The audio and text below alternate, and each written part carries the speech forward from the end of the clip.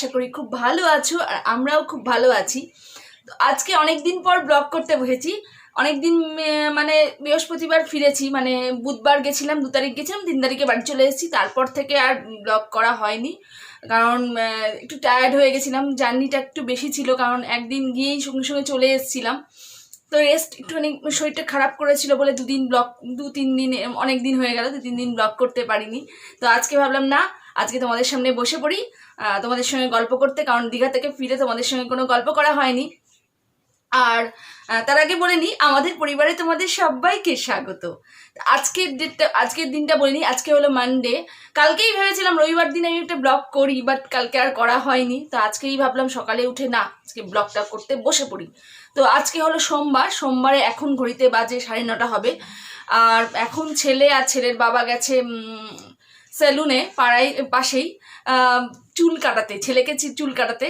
তো ছেলের চুলগুলো এতদিন না, মানে কিছু লকডাউনের সময় আমি কেটে দিচ্ছিলাম, তা এখন তো পার্লারে যাচ্ছে, এখন পার্লারে মিনস সেলুনে যাচ্ছে চুল কাটতে। তো চুল কাটতে চলে গেছে ওরা সকাল সকাল, আমিও সকাল সকাল উঠে পড়েছি।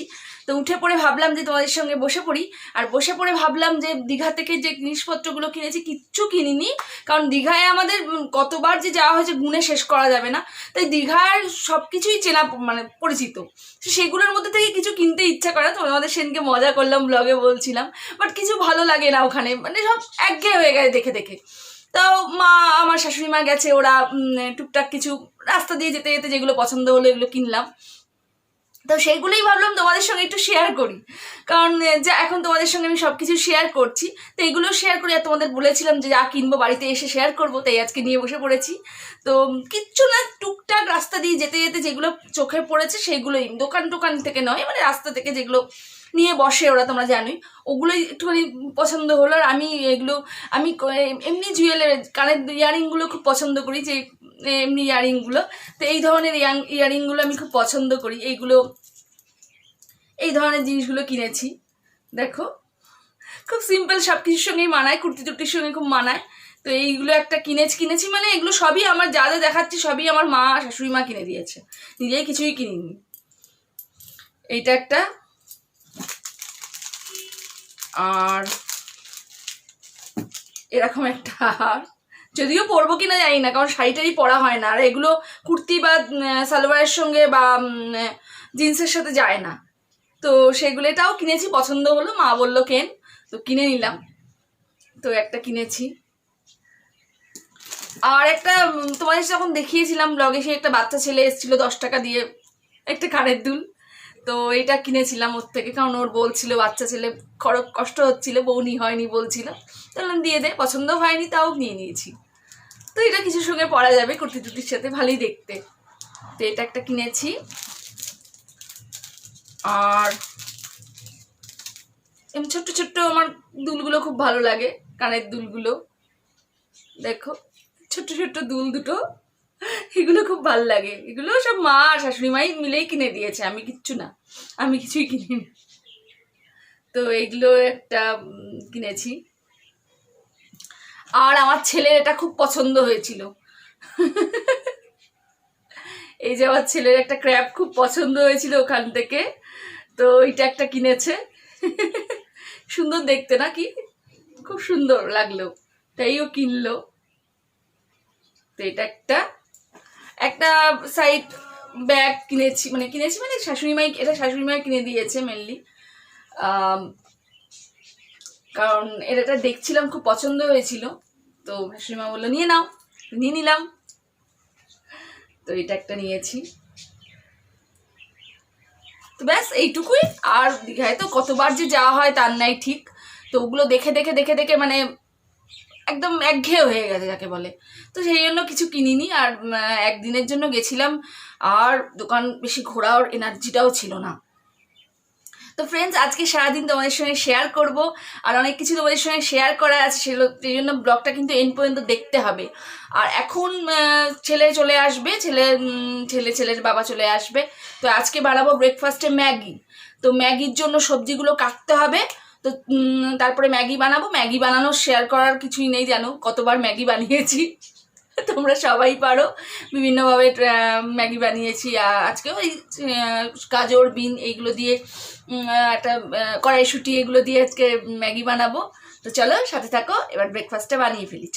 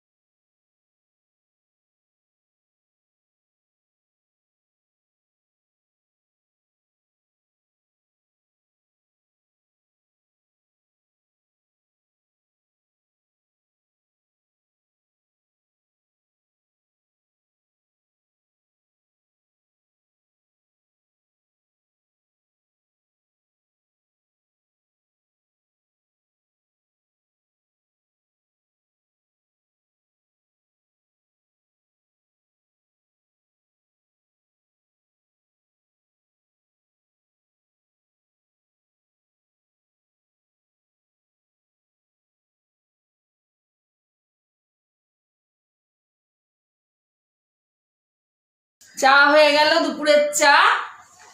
অনেকক্ষণ তোমাদের সঙ্গে কথা বলতে পারিনি, এত কাজ না।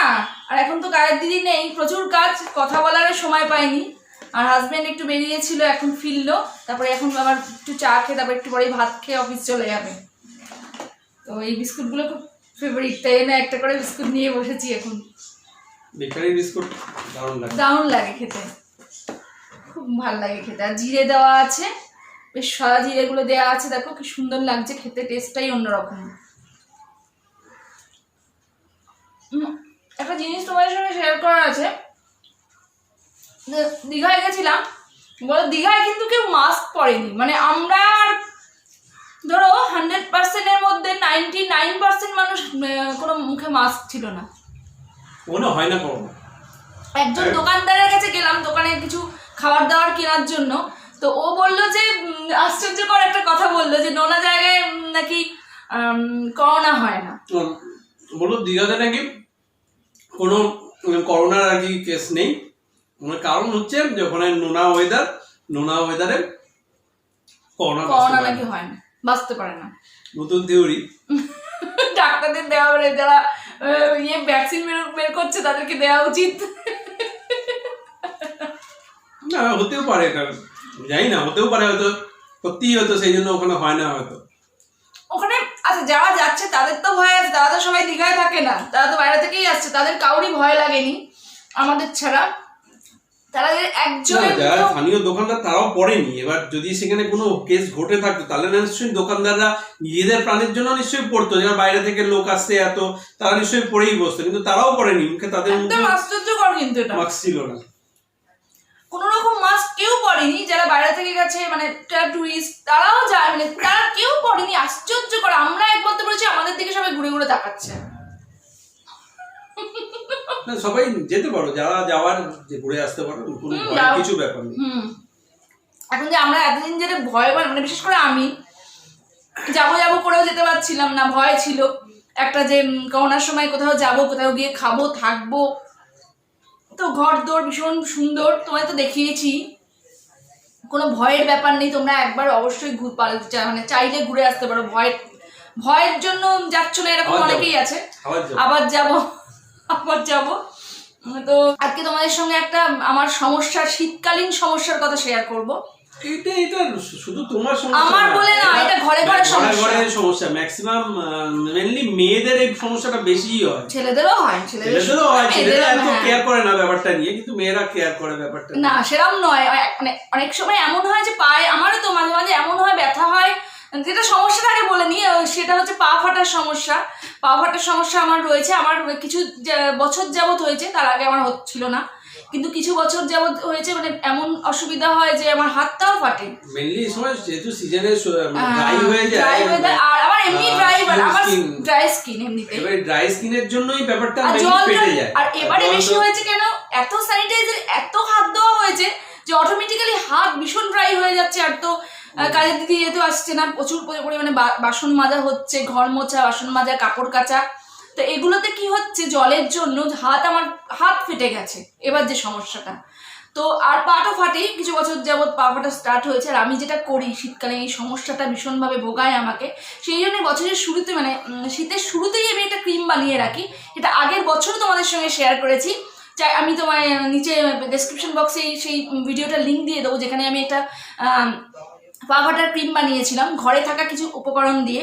সামান্য কিছু উপকরণ ঘরে, সর্ষের তেল, নারকোল তেল, আগের বারেরটা ফটকিরি, কর্পূর এসব ইউজ করেছিলাম, কিন্তু এবারেরটা আমি একদম সিম্পল ওয়েতে ঘরে থাকা জিনিসপত্র দিয়েই বানিয়ে দেবো।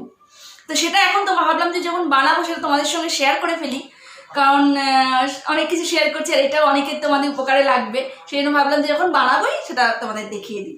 সেই জন্যই এখন যাবো বানাতে, চাটা খেয়ে এখন যাবো বানাতে। তো আমার রান্না কমপ্লিট হয়ে গেছে, তাকিয়ে অনেকক্ষণ আছে, স্কোপ দিচ্ছি না, সেই জন্য তাকিয়েছি যে কখন স্কোপটা দেবো, কখন আরম্ভ করবে বলাটা। না না না, বলো বলো বলো। না সেরকম কিছু বলার নেই, না অনেকক্ষণ ওয়েট করছিলে সেটাই বলছিলাম, বলো বলো। তোমার কাজকর্ম সব কমপ্লিট হয়ে গেছে? তো কাজকর্ম কমপ্লিট, ঘরটা একটু আগেই মুছে নিলাম। আজকে রান্না তেমন কিছু করিনি বলে তোমাদের সঙ্গে শেয়ার করা কিছু না, কারণ আর কালকে সকালে চিকেন করে রেখে দিয়েছিলাম, সেটা এখন হয়ে যাবে, সকালের মতো হয়ে যাবে, রাত্রের চিন্তা রাত্রে করবো।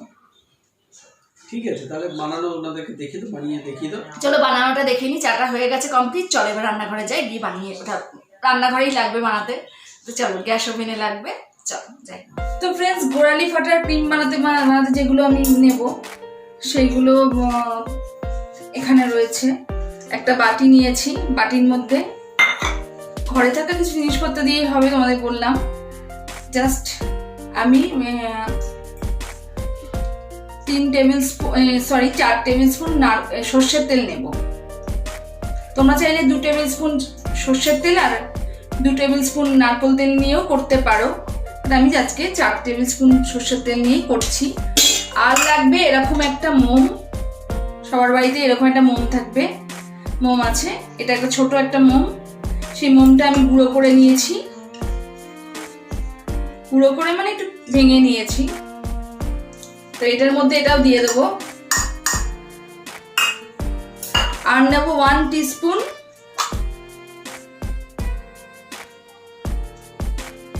ভেজলিন।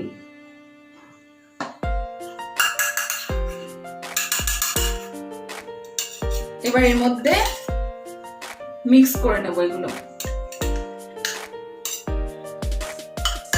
মিক্স করে নিয়ে এটাকে আমি ডবল বয়েলিং প্রসেসের মাধ্যমে গলিয়ে নেব। চলো প্যানটা বসিয়ে দিই, যেটা সাহায্যে যেখানে গরম জলে এই বাটিটা দিয়ে দেবো। চলো, জলটা গরম হয়ে গেছে, এবার এর মধ্যে এই বাটিটা আমি বসিয়ে দেব। বসিয়ে দিয়ে যতক্ষণ না এই মোমটা গলে যায় ততক্ষণ এটা ভালো করে মেল্ট করতে হবে এই তেল আর ভেজলিনের সাথে। দেখো এটা ফুটতে শুরু করেছে আর বাটির তেলটা মোমটাও গলতে শুরু করেছে। এটা 2 থেকে 3 মিনিট এরমভাবে রাখবো, পুরো মোমটা গলে যাওয়ার পর এটা নামিয়ে নিয়ে ঠান্ডা করব। পুরোটাই গলে গেছে আর একটুও মোম নেই ওর মধ্যে। এবার আমি এটাকে নামিয়ে নেব, নামিয়ে নিয়ে ঠান্ডা করে নেব। ঠান্ডা করে আবার তোমাদের কাছে আসছি। ফ্রেন্ডস, তো আমার ওটা ঠান্ডা হয়ে গেছে। ঠান্ডা হওয়ার পরে ওই ক্রিমটা ঠান্ডা হয়ে যাওয়ার পরে আমি এই নিভিয়া সফটের একটা খালি বাক্স কৌটো ছিল, ওর মধ্যে ভরে রেখেছি। এরম জমে গিয়ে এরম হয়েছে, তো এরম হয়েছে। এরপরে আমি এটা ঠান্ডা হয়ে গেছে, ঠান্ডা হওয়ার পরেই ভরেছি, ঠান্ডা হওয়ার পরেই ভরতে হবে। তো ঠান্ডা হওয়ার পরে ভরে রাখার পরে আমি এটার মধ্যে যেটা মেশাবো সেটা এটা ঠান্ডা হওয়ার পরেই মেশাতে হবে, কিন্তু এটা হলো গ্লিসারিন। 1 টিস্পুন এটার মধ্যে আমি মিশিয়ে দেবো। 1 টিস্পুন গ্লিসারিন এর মধ্যে আমি অ্যাড করে দিয়ে ভালো করে মিশিয়ে নেব।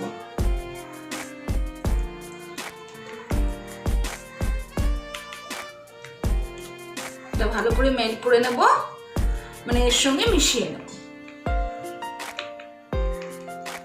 গ্লিসারিন দিয়ে কিন্তু তোমরা এটা গরম করবে না, গ্লিসারিনটা সবসময় ঠান্ডা হওয়ার পরেই এর মধ্যে মেশাবে।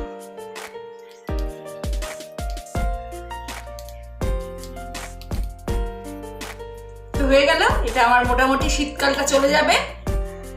শীতকাল পা ফাটা এই এই শীতের শুরুতে শুরু করে রাখি। আর এটা মোটামুটি আমার চলে যায় মার্চ অবধি, হয়ে যায় মার্চে অবধি আমার হয়ে যায়। এটা একার জন্যই তুমি ইউজ করি, তো এটা আমার এইটুকুতেই এনাফ। তোমাদের যতটা লাগবে তোমরা পরিমাণ বাড়িয়ে কমিয়ে নেবে, যদি কম লাগে কমিয়ে নেবে, বাড়িয়ে যদি বেশি লাগে তো বাড়িয়ে নেবে। বাড়ির সবার যদি ইউজ করতে হয় তাহলে বেশি পরিমাণে করে একেবারে রেখে দেবে, এটা থেকে যাবে অনেক দিন।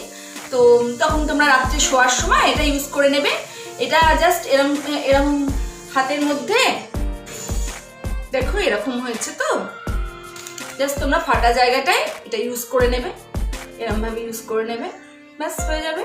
এটা তোমরা হাতে, যেখানে হাতে পায়ে সব জায়গায় ইউজ করতে পারো। তো আমি তো সেটাই করব। তো মোটামুটি হয়ে গেল। তো ফ্রেন্ডস, এখন যাব স্নান করতে, কারণ বাজে বেশ একটা বাজেনি এখনো, 12:30 1:30 বাজে।